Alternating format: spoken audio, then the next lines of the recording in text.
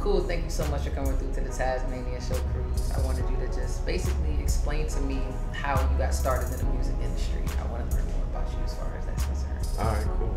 So it basically started, I've always been creative and wanting to be involved in music in some form or another. So I started out as a producer from a kid. Like I would work with MTV Music Generator on PlayStation and like create music however I could. At one point it was like a lot of people I was around were very creative, like artists, rappers, things like that, and I wanted them to rap on my beats. So that's how I started learning Pro Tools. Like got the little inbox in the house, we'll have my people come through, put beats on, have them rap on my beats. You know, when you're trying to learn it by yourself, you know, it's not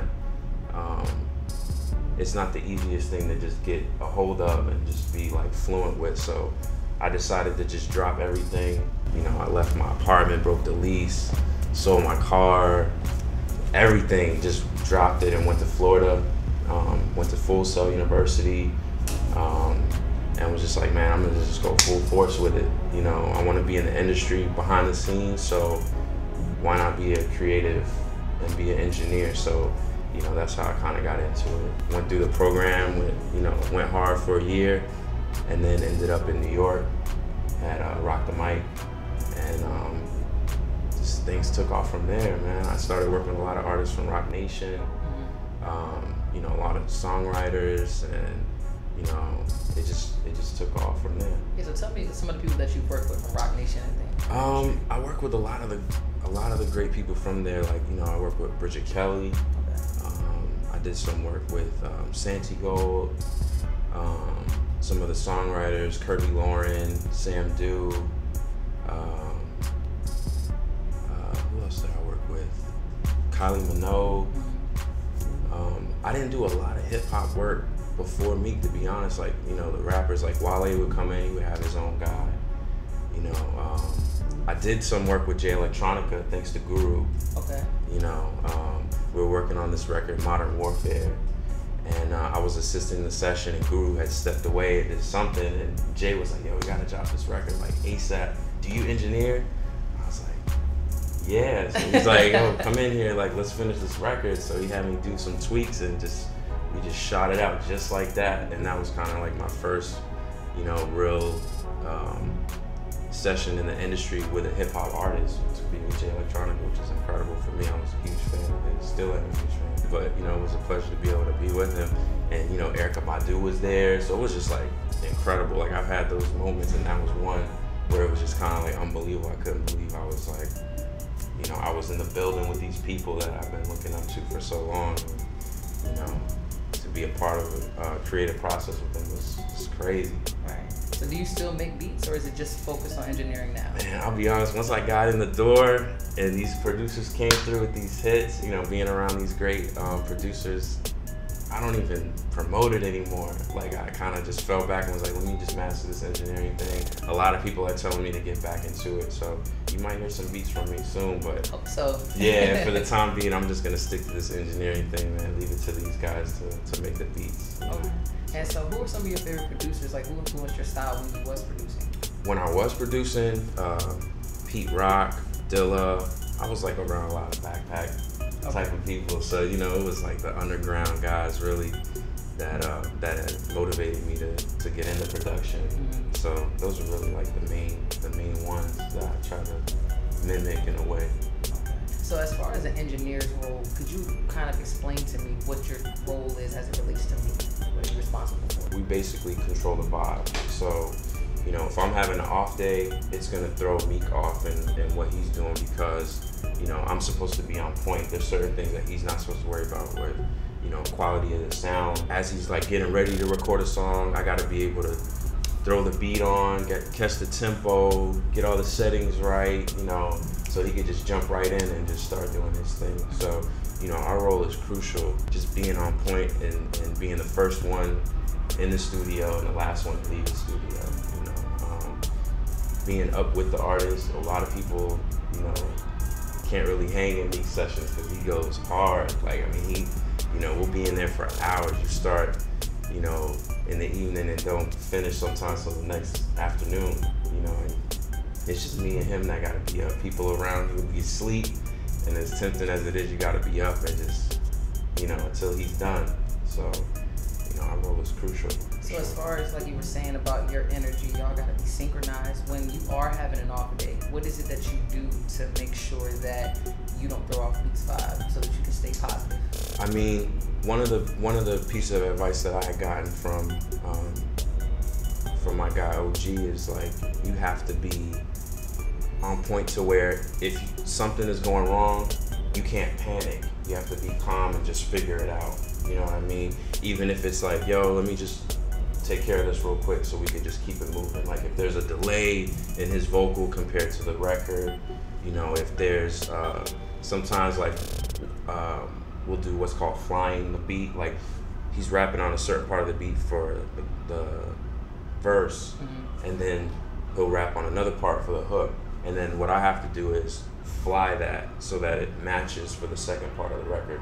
Sometimes it'll be a little bit off, so it'll kind of get thrown and he gets, you know, a little upset about it. So like that type of stuff, I have to try to fix it quickly so we can just keep that same vibe. So, you know, we're all human, but you gotta just, it's the way you handle it, really.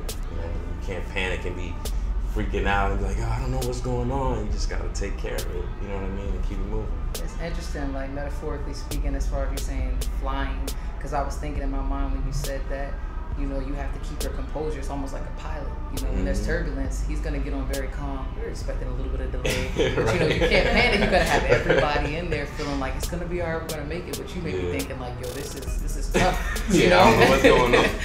So flying. I get that. So so tell me about how you met me. I was basically working out of Roc the Mic, which is an incredible launching point for my career.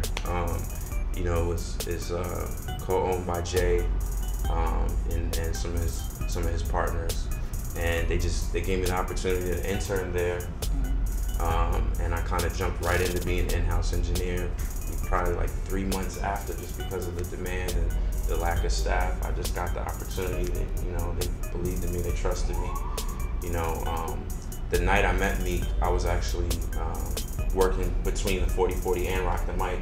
So he kind of caught me when I wasn't in the studio. I was at an anniversary party at the 4040, the 10-year anniversary. So, you know, I'm suited up. I get a call in the walkie-talkie like, yo, Meek's in the studio. They need you to engineer.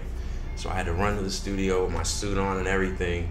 And I get in the room and Meek's like, you know, everybody's kind of looking at me. You got a room full of Philly, you know. And they're looking at me you like, ain't got the suit either, so they like I got the suit on. Like I'm like, they're like, you know, who is this kid? But you know, Meek was just asked me a couple questions about who I worked with, like if I was good at recording, you know, and we just kept moving from there. I had no idea I would end up in this position. It was just kind of like, you know, I just did my best, and he believed in me and was just kind of like, man, are you ready to go?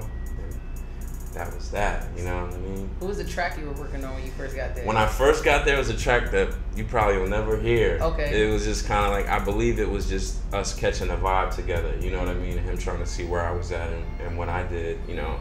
Actually, that night I recorded O'Malley on a record. Like Meek was just kind of vibing, and he didn't really get in the booth.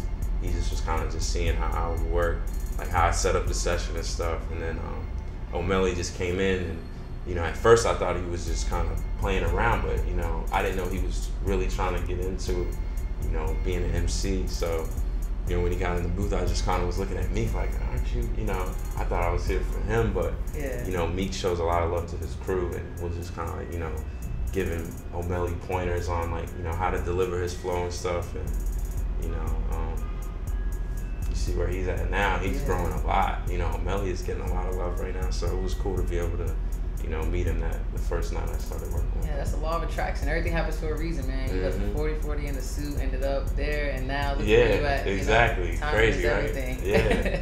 I know earlier you mentioned about Young Guru. Tell me about, I saw that y'all were at the Pensado Awards together and everything. Tell me about your relationship with Young Guru and how he's had an impact on your career. Yeah, man. I mean, Guru, even before, when I was at Full Sail, you know, people thought I was crazy, but I would always say I'm going to end up at Baseline. And little did I know Baseline was going to shut down. I remember reading the article and seeing the pictures of like the farewell to Baseline, thinking, man, you know, I really wanted to work there. And the way things worked out were just like so incredible because Roc the Mic was actually the studio that they transitioned to. That Hove did, Blueprint 3, you know, and a lot of his latter work. Guru was there a lot. And I remember, like, you know, first meeting Guru, and it was always love. You know, Guru's a very humble, down-to-earth guy, as you know. And he just kind of embraced me and was just, you know, I would make runs for him. He always needed, you know, his large coffee and, you know. So, you know, I would be the guy to make the runs for him. I would ask him questions here and there. I always felt like, man, I'm asking him stupid questions, but, you know, he was always humble and would answer them. And, you know, always in and out on the go, but just would always take the time to chop it up with me and whatnot. And when I saw him at the awards, it was like, man, it was just kind of, it was crazy because he's like, this was my guy at the studio that would make runs for me, and now look at it. You know, he's in LA at this award show, he's working with me. He's like, man, I'm proud of you, man. So it was like one of those moments, you know, that I'll never forget. And I just, you know, I still got the wristband on from the award show because it was like that type of day for me. You know what I mean? So it's always been love with Guru. I always, even still, look up to him as a legend in the game. What was the best piece of advice that young Cruz has given you so far? Man, probably so much. I would say. But I know he talked your head off. When he gives you so much knowledge. He gives you so much knowledge. I would say for sure he would talk about aspects of recording in terms of, you know, what not to do when you're recording an artist in terms of, like, you know, EQing their vocal before you know, like as you're recording it in. So basically, like, you print an effect on the vocals, like, don't ever do that. And I don't know, like, at the time, like, looking back, that was like a really, really stupid question, but it had to be asked because I would have been doing the wrong thing. Just that whole thing about just being prepared in the session and being ready for anything. And, you know, like, his energy in the studio, he really has a controlling energy where he could just give advice or tell the artist something or tell the people in the room something and be a part of the conversation. A lot of us are taught to be quiet, you know, and that's one of our key roles, is like, be quiet in the studio.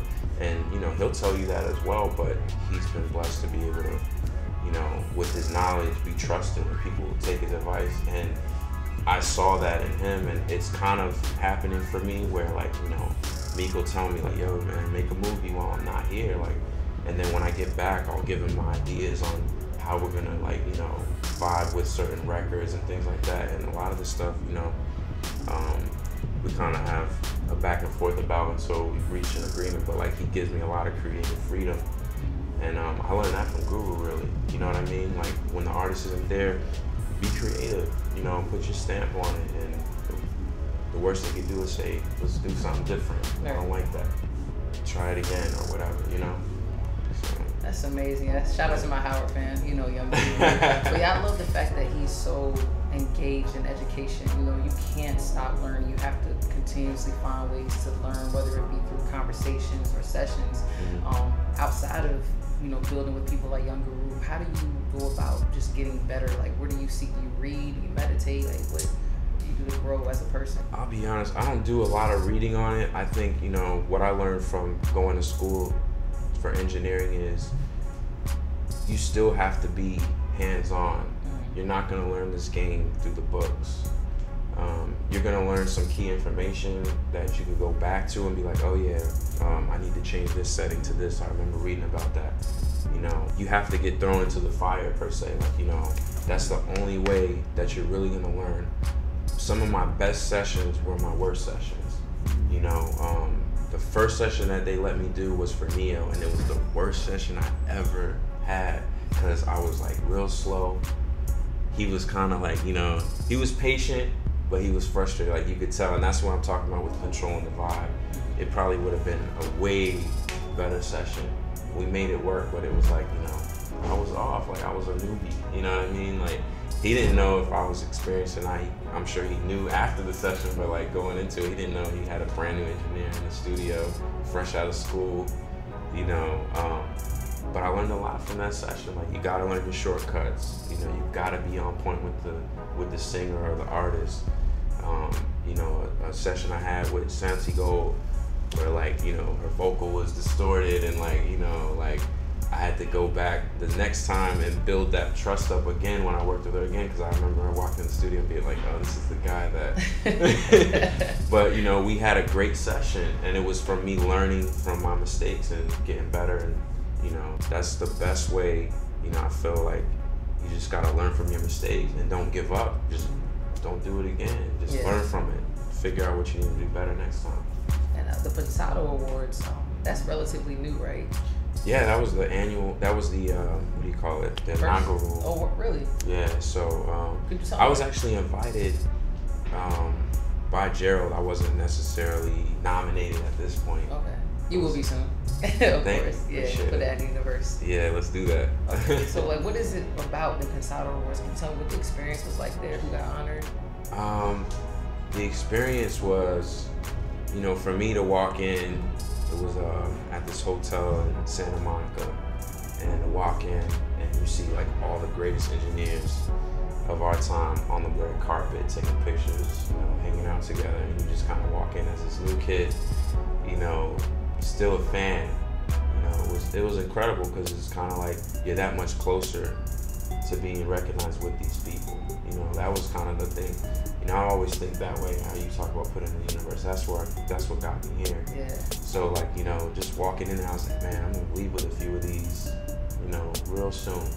You know what I mean? So. Who was there on the red carpet? On the red carpet, you had Jack Joseph Puig, who's like an incredible engineer. If you Google him, he's worked with some of the best. You had Chris Lord Algie, of course, Guru was in the building. Mixed, you know, had our guy Ali, one of the up and coming guys that just totally is killing it, you know, for the up and coming younger generation. You had different mix engineers like Manny Mericklin, who's done a lot of great work. And of course, you had Dave Pensado himself, which, you know, is a genius in his own right. And you know, it was just incredible to be introduced by Guru to one of the founders of the show, and like introduced in a way that like, this is a guy you need to be dealing with, was like, blew me away. You know, I come in there, I got like a white tee on. It's me and my boy E-Mix, you know, Ross's engineer. We're in there vibing. You know, I come in there totally out of dress code, but just to be involved, I was like, forget, I gotta do this. So, you know, it was incredible. So, okay, BET Awards weekend, right? Yeah. You said you was at Toxic, but then you left, right? Right. Okay, so I was there, you know, it was crazy, it was lit. I'm talking about Meek, Yo Gotti, Karen, Kenny Burns, Rob Hill Sr., and DJ Drama.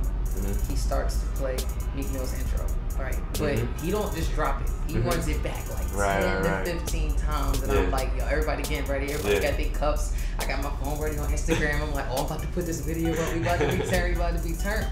And it's like, when it dropped, it just went bananas. And any club that I go to, I'm talking about, I've been to London, I've been to Paris, I've been to Puerto Rico, I've been all over. No matter when that record drops, it's total madness. It's like one of the best album intros of all time. When you first heard Meek Mill's intro on the first album, like, what was your reaction when you first heard it? Man, I mean, when I first heard it, was on Rap Radar, the same way I usually hear a lot of music, just through the blogs. And man, it was so different. It took a little while to, you know, just like with everybody else, it took a second to really hit you like, man, this is really one of the greatest intros of our time. You know what I mean? Like, I mean, to hear it from the blog to being with Meek at Live and really seeing like how the confetti falls and how the people just go crazy. What? I mean, like, it's incredible, like, this journey. Like, you know, I have those moments where I'm like, man, I was really just sitting around like wondering, you know, I remember listening to his mixtapes being like, man, how could I get involved? And like, you know, I wanted to like help shape his sound in a different way. You know, I used to look at certain artists, and Meek was the one that I would be like, man, I want to help him, you know, with like, have his vocal sound a little bit different, or help him do this with, you know, some of the records, to be able to be one of the main ones creatively to help shape that, you know. But, you know, that's what we're trying to do with this next album. I want to be one of the ones that was like involved in like that reaction. Unfortunately, with the first album, I wasn't involved. You know, shout out to you know, KY and Rug and the guys that, you know, help shape that sound for that record. But this is like my baby right here. Exactly. Dreams Worth More Than Money is like, man, I've been really just trying to help craft a masterpiece with Meek, and like, you know, something that's gonna just make a crazy impact on the culture and be a classic for him, you know. So it's, you know, I've heard a lot of people in the media talk about how they feel like Meek can't ever top that intro. So you've already been working on the album. So tell me a little bit about, without giving it away too much, the intro. Like, do you think Meek topped it on this album? Man, this intro is incredible. Really? It's amazing. Oh, it's turn up. Chills right now. It's, you know, it's turn up all the way through. It's Meek being Meek. It's him, you know, talking that talk and just going from turn up to turn up, you know. And I think the impact it's gonna have once it really soaks in, it's gonna be on that level. It's gonna replace the first one in the clubs. You know what I'm saying? They're still gonna play it because it's just a timeless intro, but you know, I really feel like it's gonna make a crazy impact, like on another level. And it's crazy because we're all waiting on an album, but it's like, I'm excited. Not even the track list. I'm like, what's the intro? Like, I wonder. Everybody's asking. Yeah, moving forward, like, is that what Meek Mill is gonna be like held to? Is all of his intros? Is he gonna have to switch to an outro just to throw people off? Because so many people are just waiting on like this intro. It's like phenomenal. Yeah. But compare the first album compared to this one. Like, what does the sound like for the second album? It's a mature Meek. It's Meek understanding the game in a way that, you know, he could be Meek Mill, but on bigger records. You know what I'm saying? Like getting that advice from some of the OGs in the game and just taking it and run with it. So like, you know, what you're gonna hear is a more cohesive, a more, you know, well-rounded project. You know what I mean? He's talking to the ladies. He's talking about his life. You know, he's tapping into a side of himself that we've never heard before. Like, you know, he's really taking his time and wanting to put together a classic album. Like the first one was a classic in its own right, but this one is just like another level. Like you're gonna hear it and be like, wow, I didn't expect it. And that's why I put, you know, the other day I posted Expect the Unexpected when I put the trailer, because you really can't predict what this album is gonna be. Yeah, I've heard, you know, like I said, I stay glued to the blogs and listening to the feedback from people out there, and a lot of people have always said, you know, he yells too much or he doesn't make music for the ladies. But when I was watching his interview on the Breakfast Club, you know, he was like, that interview was so epic. I watched it so many times, just hearing Meek's passion, you know, about this album, about how much he's grown and how much he's matured, and I can't wait to hear it, because that's the most important thing, is being able to see that growth. And I'm just like, people got to get off Meek, because as far as like yelling, even though that's his thing, ain't nobody else doing it. You know, that's what makes Meek Meek, and I love that about him. But I definitely can't wait to hear it. Would you be able to tell me any of the people that he's worked with on the project or producers? I can tell you the ones that's locked in. Okay. I don't want to give away too much because we still are working on a few things. You know, he's got we got an incredible record with Big Sean and A$AP Ferg. We got the video coming. Okay. They did the video for it.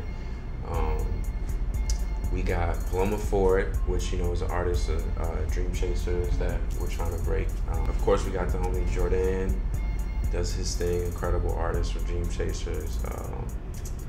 We've got, who else locked in? Of course, Rose. You know, you gotta have Rose in there. As far as producers, you know, Meek loves to work with the up and coming, the younger producers. So we got Tone the Beat Bully. Okay. You know, you got Sap.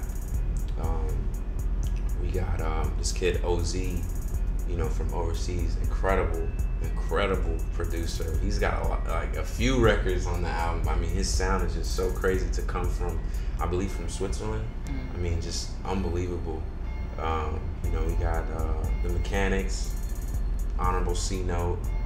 You know, a lot of new kids. Yeah. You know, but like the sound is like, it's still big. It's still like, you know, of course, Cardo. You can't forget Cardo. He did Levels. You know, he's got a crazy smash on the album as well. You know, this kid Street Symphony. A lot of different, you know, up and coming talented guys. You know, so.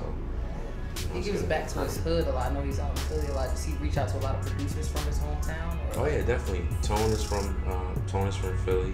I think it's just Tone for right now. But you know, of course, you got Jordan on the album. You know, he definitely shows love to Philly. You know?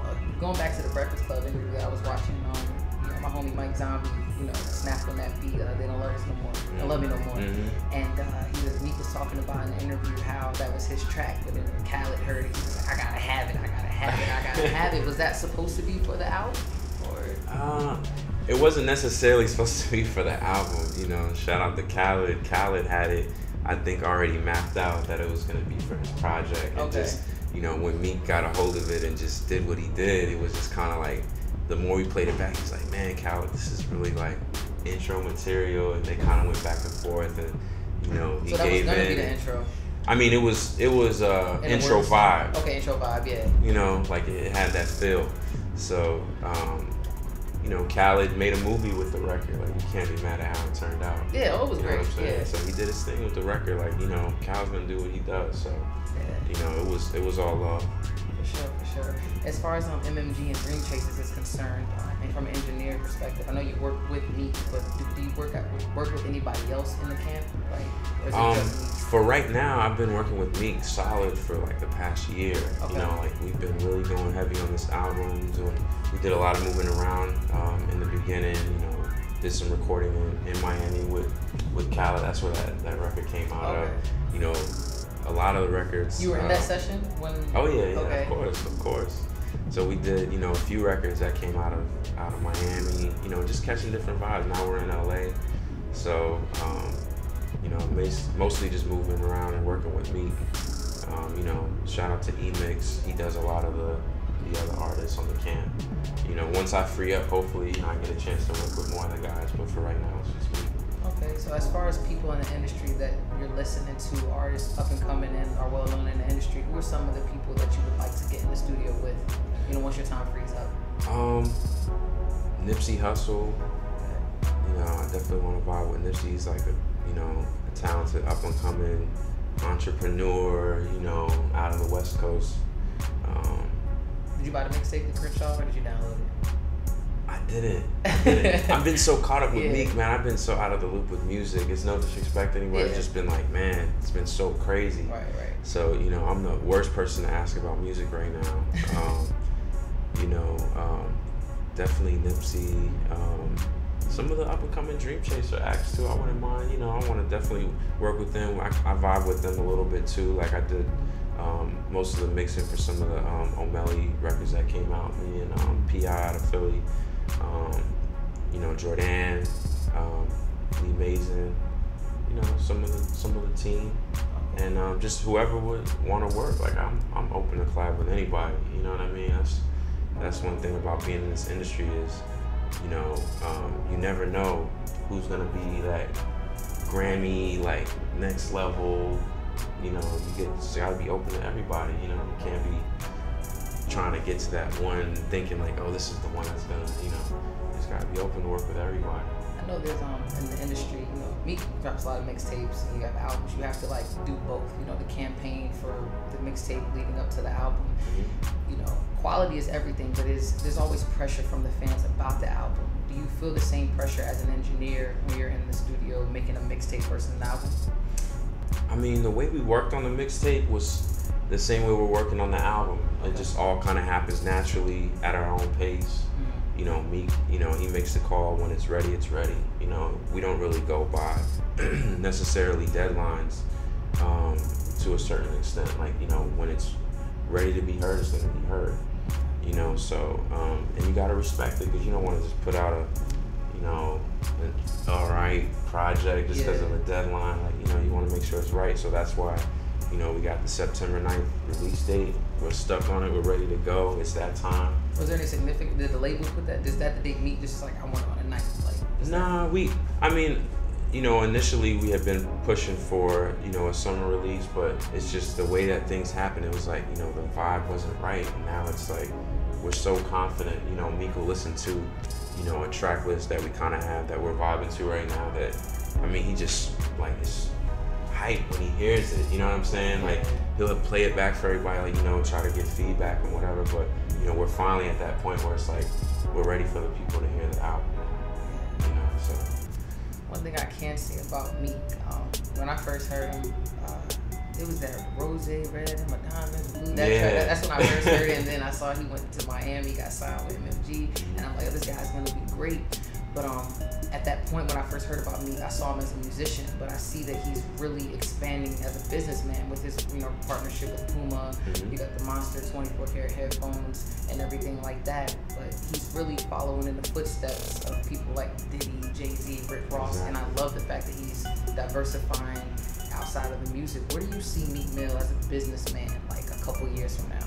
I mean, you already mentioned the names. Yeah. Diddy, Hov. Yeah. I mean, there's no reason why he's not gonna be in that bracket. I totally believe in Meek, and him getting to that level. It's just a matter of time. 24Ks, you see him everywhere. I saw him in a poker tournament on MSG Plus the other day. I mean, they're just everywhere. Yo, at the freaking Toxic Day party, every bottle service chick coming out with the bottles had headphones on. Like, you can't even hear it. And then they got the Puma high tops on with the Puma t-shirt. And I'm just like, branding was just amazing. Absolutely. I got Puma everything. Puma, yeah. I mean, it's a comfortable, line, and it's like, it fits Meek's image. The 24K matches his lifestyle. Like, everything he's doing is very strategic, very smart, and I think that's what's gonna push him to the next level. It's not like, him just jumping on whatever just because. Like, he's being very smart about it. He's thinking about it before he makes deals with certain people, and that's what's gonna get him, because it's authentic. Exactly. You know what I'm saying? Like, it's not just Meek throwing out like a random drink or whatever. It's like Monster Energy because it matches Meek Mill. It's, Puma, it matches his lifestyle. It's 24K, it matches his lifestyle. So, I think that's what's gonna catapult him to that Diddy Hov status. Yeah. You have to believe everything has to be authentic, and I learned that from my mentor Kenny Burns, who's always telling me that when it comes to a brand, you have to become that brand. So, like, if Tiger Woods did a commercial for Honda, we wouldn't believe it. We wouldn't go out and buy Hondas because we're like, Tiger Woods, you play golf, you're not about to drop no Hondas to the golf course. You know what I'm saying? So it's great that he's aligned himself with brands that represent him, because it's doing so well. Like, I was at some store, I forgot what store I was at the other day, with Meek Mill all up there in the posters with the shoes and stuff, and I believe it when I see it. I look down the street, I've not ever seen this many people wearing Pumas. Exactly. It's crazy. And you got Casey Veggies on the campaign, you got Future, like what they're doing, and then you got Ross with Reebok. It's just so, music really influences everything. Like, but as far as brands is concerned, those are the brands that Meek he likes, and of course you're a dream chaser, so if you like those brands as well, what brands do you have in your daily lifestyle? Like, what do you like to drink, wear, eat? Man, all I wear is Puma, and it's just me. Like, personally, I'm a low key kind of person. Like, I just like comfort. Just it's like, it still crosses that line of being fashionable, but just comfortable. You know what I mean? I'm listening to 24Ks. I don't have it with me right now. Oh, wish you. I want to hear. I got some beats, but I need to get they're this crispy, man. They sound great. They sound great. I'm a regular kind of person. Like, I'm not really flashy, so I just really rock with the team right now. You know what I'm saying? Like, nothing really outside of dream chasers. Like, you have any aspirations of, like your mentor, Young Guru, having his own headphone line and stuff? Man. You want to expand into this technology, like making things? Definitely. I want my own plugins. Okay. I want deals with UAD and all these brands that for engineers. I want my own mic. That'd be hard. That would be crazy. Like Dream Chasers mic, or like whatever. Like, like I said, the person I look up to the most is Jimmy Iovine. He started as an engineer. Yes. He's like about to touch $1 billion.